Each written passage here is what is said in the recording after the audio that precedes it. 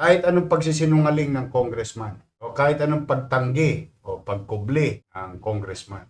Kahol daw kayo ng kahol eh. Alam ko yung chihuahua, ano yun yung maingay na aso, di ba? Yung Maliit maliit pero na aso, pero maingay. maingay. Yun, alam ko, kahol ng kahol yun. Ano ko ngayon? Kayo ba pag nagpapagawa ng bahay, kumukuha ba kayo ng permit? O, yun ang tanong ko sa mga manonood. Tanungin natin kung ano ang sagot ng mga manonood. Kumukuha po ba kayo ng permit kapag kayo nagpapagawa ng bahay? Pag kayo nagpapademolish ng bahay, kumukuha ba kayo ng demolition permit? Iba yung nagpapagawa ng bahay, kumukuha ba kayo ng building permit? Bakit sa inyo, maliit na lupa, maliit na bahay, paano kayo nakapag-demolish ng property ng gobyerno o sa mga congressman na nag-i-excuse ngayon na manggagawa lang daw sila ng batas? Nabisto lang kasi kayo. Hindi kayo nabisto, walang problema. Nabisto kayo, iyakin kayo. Yan ang nangyayari. Pagka kayo makapag-akusa, wagas. Kami hindi nag-aakusa. Ayan, nandiyan. Bakit pag ang congressman na nagpapagawa? True, DPWH. Siya naman din na may sinabi, di ba? Inamin naman niya. Bakit walang permit? Pag congressman, exempted. Pag meron na pong batas na ganoon, kikilalanin natin. Sana maimbestigahan din niya yung mga congressman na involved sa mga ganitong klaseng sa flood control project o mga pumping station ng DPWH. Alam ng tao yan na nakikialam ang congressman. Tigilan na yan, yung pakikialam ng budget, lalo na pagdating sa flood control.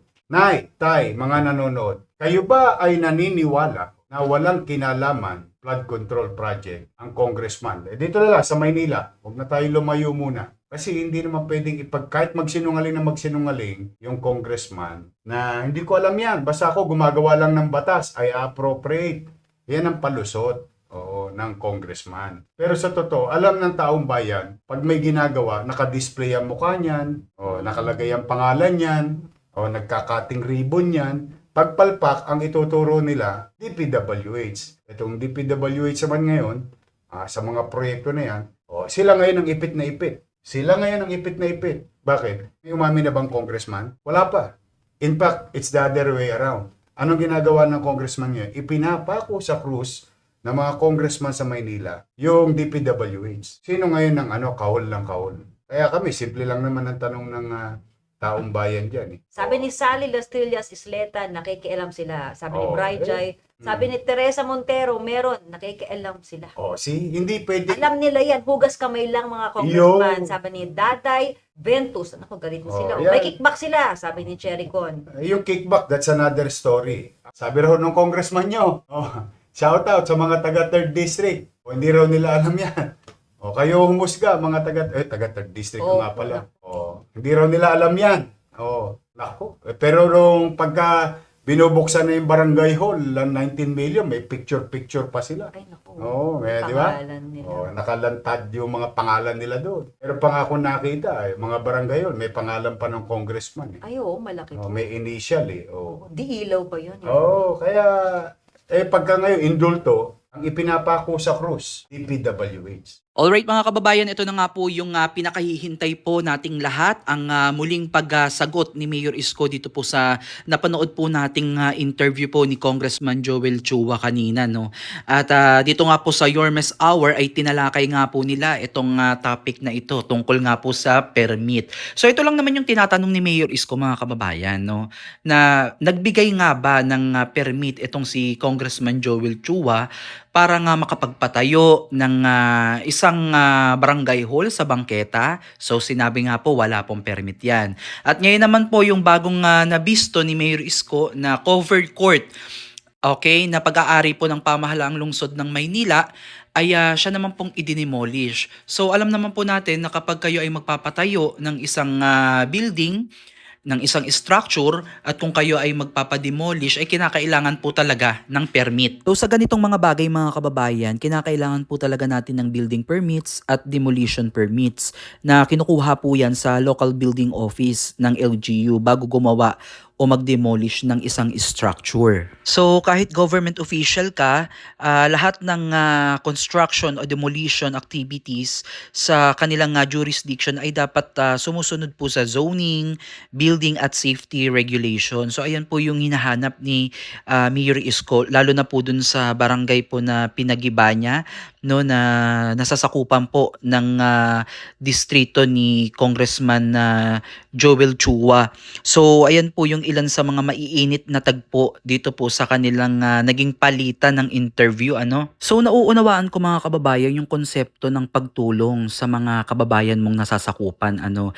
Pero hindi ito sapat na basehan para ikaw ay hindi sumunod sa tamang proseso, kagaya na lamang ng simpleng pagkuha ng permit o pagkuha ng permit para mag-demolish ka ng isang pag-aari ng pamahalaang lungsod ng Maynila.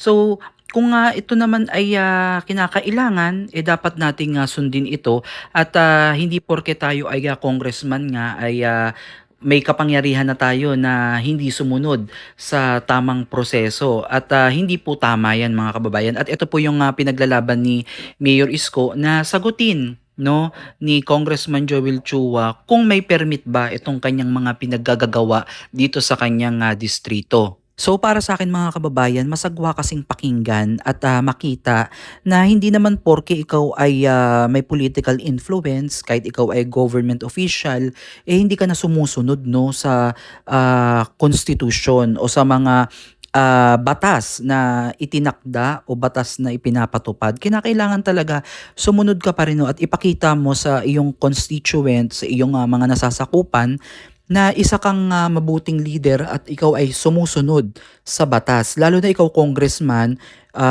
kayo ay tagagawa ng mga batas, no? Kaya dapat kayo mismo ay makitaan ng mga tao na sumusunod kayo or nag-a-abide kayo sa rules and regulations. Kahit pa kasi sabihin natin mga kababayan na napakaganda ng mga proyekto na ilalagay mo dyan, basta ikaw ay hindi sumunod sa tamang proseso, talagang mabubutasan at mabubutasan ka. Pwede naman tayo nga dumaan sa legal na pamamaraan, no? Kung gusto naman nating tumulong at ito ay hangad natin na ito ay pang matagalan, pang long term, doon na tayo sa no, wala tayong masasagasaan o wala tayong matatapakan para tuloy-tuloy yung ating proyekto at maaari pa itong maipamana sa mga susunod pang henerasyon. Hindi yung ganito na magpapatayo kayo ng isang barangay hall sa bangketa na nagkakahalaga ng 19 million tapos all of the sudden ay gigibain lang. So sayang yung fund, no? Yung 19 million napakarami pang pwedeng paggamitan nun. Maaaring siguro yung 19 million na yun umupa ka na lang ng legal na pwesto o may for lease. 'Di ba may mga ganyan naman, no? Para at least 'di ba kahit papaano magamit ng pangmatagalan, hindi na yung paulit-ulit o katulad niyan nawalan ng barangay yung nawalan ng barangay hall yung isang barangay diyan sa nasasakupan ni Congressman Joel Chua dahil nga po itinayo po yan ng illegal diyan sa bangketa at wala pang ang permit. So, saan ngayon gagamit ng barangay hall yung mga tao dyan, 'di ba? So, naapektuhan din yung mamamayan. So, sana sa next time na gagawa ng mga ganitong proyekto ay sumunod na lang sa tamang proseso, no? Kumuha ng mga permits kung magpapatayo ng bangketa. So kung aprobado naman yan, aaprubahan naman yan ng pamahalaang lungsod ng Maynila. In short mga kababayan, kahit ikaw ay may political influence or ikaw ay government official, mapa-mayor man yan o congressman o kahit ano ka pa na may katungkulan sa gobyerno, legally, kinakailangan pa rin ng mga permits sa LGU para wala tayong conflict, no? At ang natutunan ko nga dito mga kababayan sa pakikinig natin dito sa dalawang kampo ay masasabi talaga natin na no one is above the law. Kahit congressman ka pa, kahit ikaw pa ay mayor o presidente, no one is above the law. Kailangan sumunod ka din, no? At bilang isang leader mga kababayan, kinakailangan sa'yo mismo makita yung ikaw ay sumusunod. So kagaya nito ni Congressman Joel Chua, kahit ano pa yung gusto niya na gawin na proyekto na alam naman natin na makakabuti para sa kanyang constituent. Ito kagaya nitong mga plano niya na pagpapatayo daw ng dialysis center o may mga recreational chuchu pa dyan. So maganda yung hangarin niya, no? Pero hindi ito nangangahulugan na porket maganda yung hangarin mo, okay na hindi ka sumunod sa tamang proseso ang hindi pagkuha ng permit. So hindi ganon. So kailangan sumusunod ka pa rin, at since ikaw ay government official at ikaw ay congressman, dapat ikaw mismo, dahil ikaw yung mambabatas. Dapat ikaw mismo alam mo yung tama at mali. So again mga kababayan, hanggang dito na lang muna yung ating reaction video dito sa napanood natin na pagsagot po ni Mayor Isko dito po sa naging pahayag ni Congressman Joel Chua kanina. So again mga kababayan, please comment down below kung nagustuhan nyo itong ating reaction video, at i-comment nyo na din yan kung sumasang-ayon ba kayo, at kung ano yung opinion nyo, okay lang, no, kahit kayo ay kontra dito kay Mayor Isko o pabor kayo kay Joel Chua. So comment nyo lang yan dito, at magkaroon tayo ng healthy discussion sa comment section. So para maunawaan natin yung isa't isa, no. So again mga kababayan, maraming salamat, at magkita-kits po ulit tayo sa susunod nating reaction video. God bless everyone.